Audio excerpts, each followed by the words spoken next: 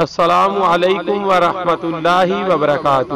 بسم اللہ الرحمن الرحیم۔ پاک صلی اللہ علیہ وآلہ وصحبہ وبارک وسلم۔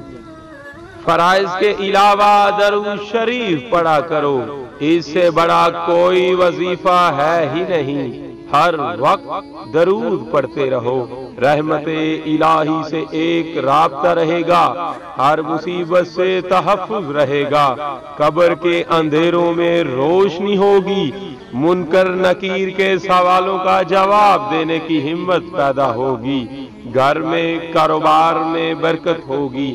لیکن ادب، یقین اور لذت سے پڑھو جو درود کا خاصہ ہے۔